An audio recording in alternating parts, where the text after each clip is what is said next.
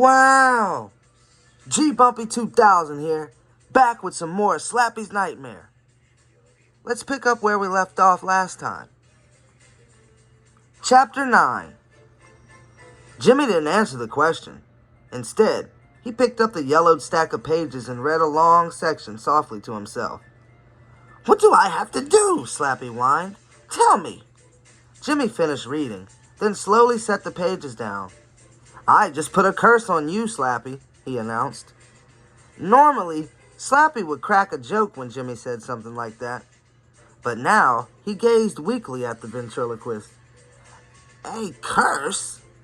Jimmy nodded. "You have done too much evil, Slappy. You have hurt too many people, ruined too many lives, including mine. You asked for one more chance, here it is.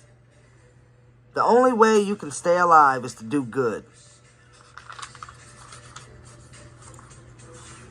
The dummy blinked and shook his head. "Do good? That's the curse?" Jimmy lowered his gaze to the yellowed stack of pages. "According to the curse, you have 1 week to do 3 good deeds."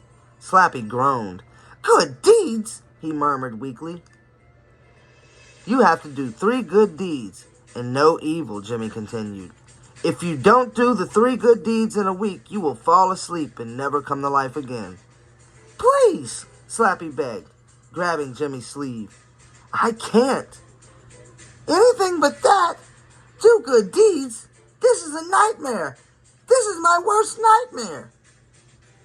The ventriloquist didn't reply. "Think of something else," Slappy pleaded. "Please, I'm begging you, Jimmy."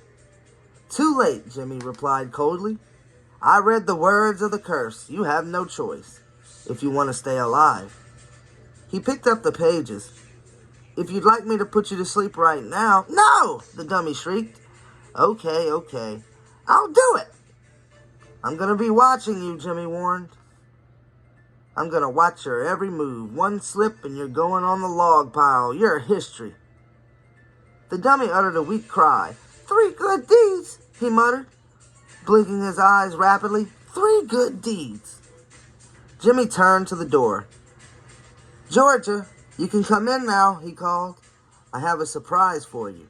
Slappy went limp as Georgia stepped back into the dressing room, followed by her sister.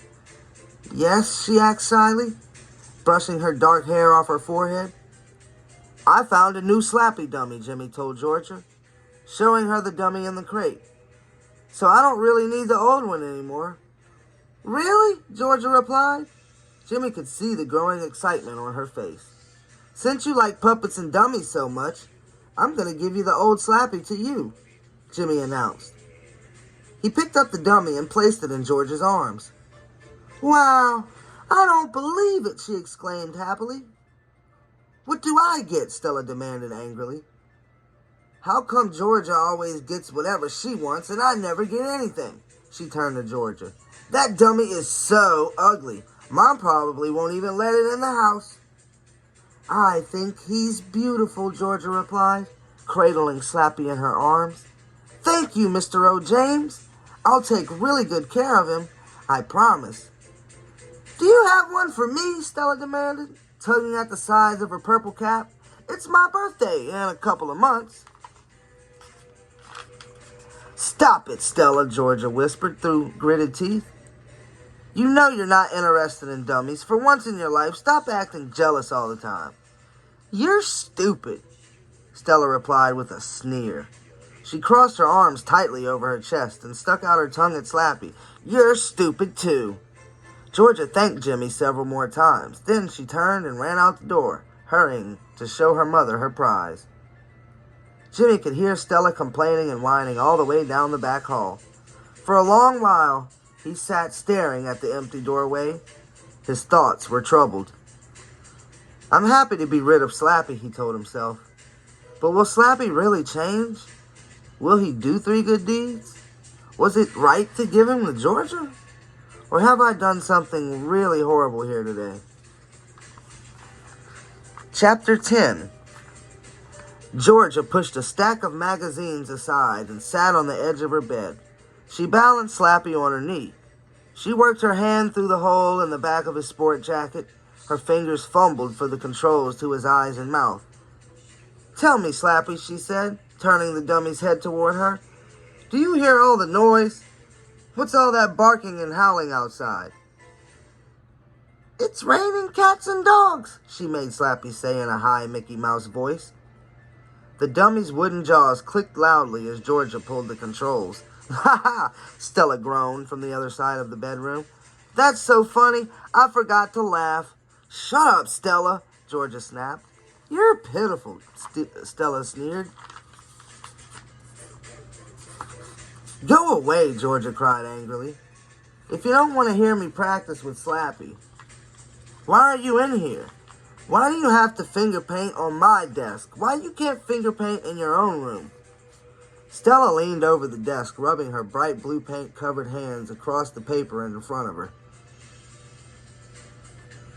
"My room is very neat," she replied. "Your room is a total mess. I finger paint in your room because no one will ever notice if I smear paint around." Georgia sighed. "I'm going to clean my room this weekend. I know it's a mess." "Mom said she's buying me my own dummy," Stella said, pouring yellow paint onto the paper and smearing it over the blue with both hands. "No, she said she's buying me 2 dummies, brand new ones, not disgusting used ones." "Stella, you're such a total liar," Georgia muttered, shaking her head. "You've really got to stop making up stories all the time." "I don't make up stories," Stella protested.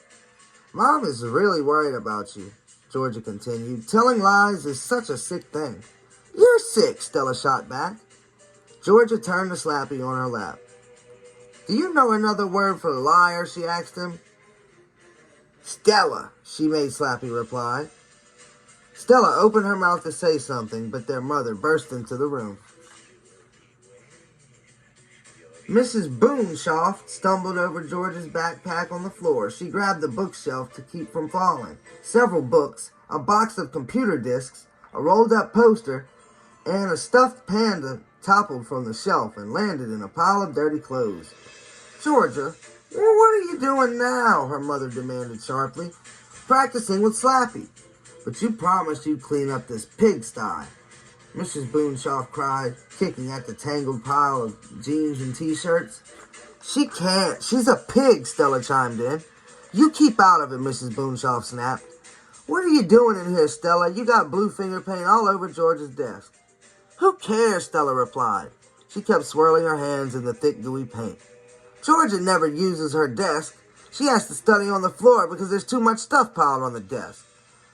"Mom, look, I figured out how to make Slappy's eyes move," Georgia interrupted. She made the dummy's eyes slide from side to side. Mrs. Boonshoft sighed. "I'm totally out of patience with you, Georgia. Please, I'm begging you. Put that ugly thing away." Georgia hugged Slappy. "Don't call him ugly. You'll hurt his feelings, Mom." "Sick," Stella muttered, keeping her eyes glued to her finger painting.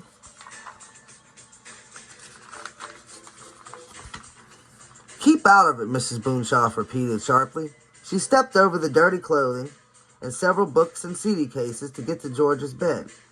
"You know I don't like to nag, Georgia, but you promised me 100 times you'd clean up this room, didn't you? Didn't you?"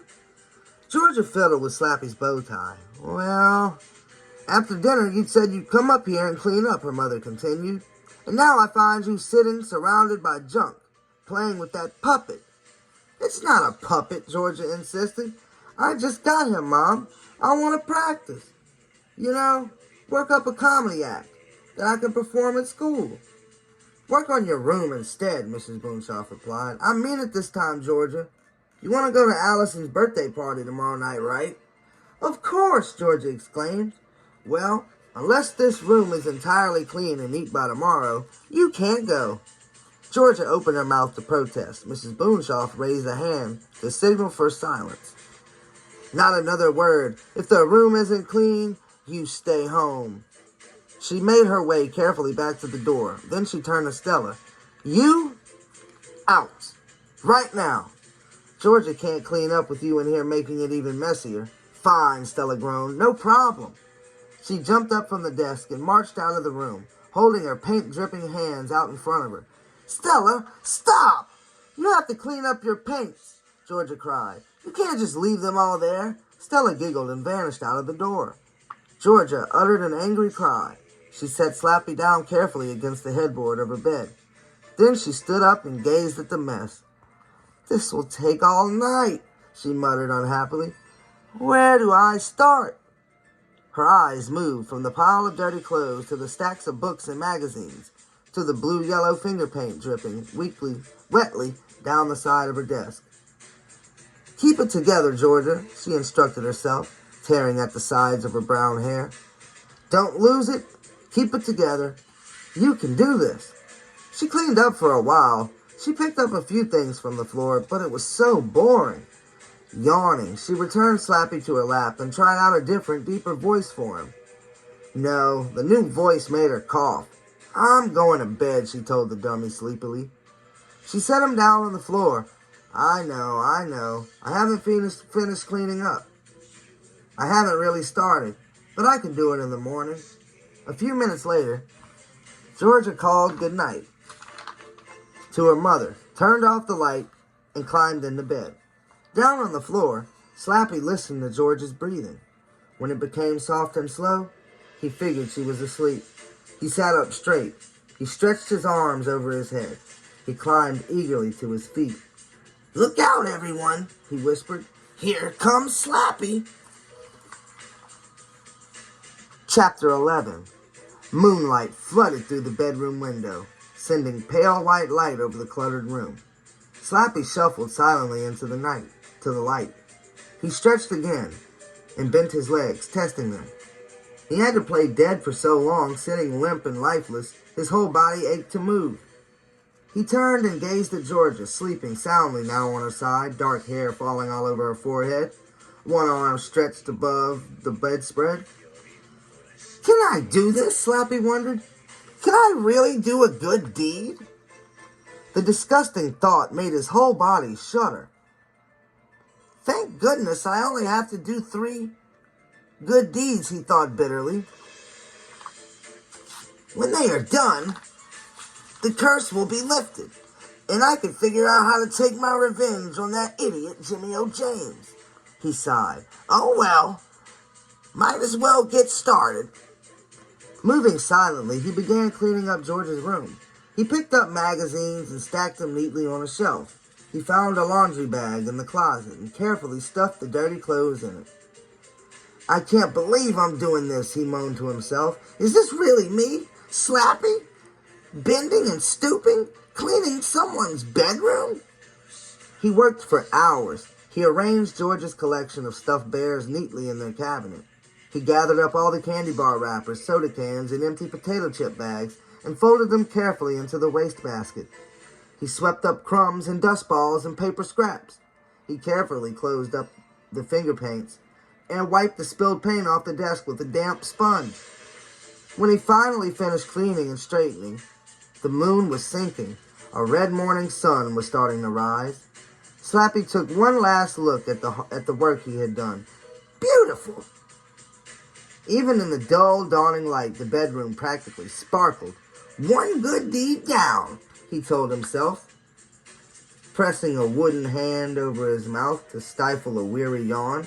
"Only 2 to go." Cleaning up was annoying work. Helping someone was disgusting. It nearly made him sick. "But I won't be doing this for long," he told himself. Unable to stop yawning, his arms and legs aching from tiredness, he sank back into his place on the floor beside George's bed. He rested his head against the bedspread and shut his eyes and fell into a deep sleep. A few hours later, bright orange morning sunlight washed in...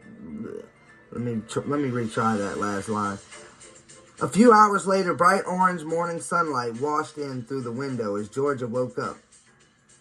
She sat up slowly, blinking herself awake, gazed around the room, and opened her mouth in a blood-curdling scream of horror. That's it for this time.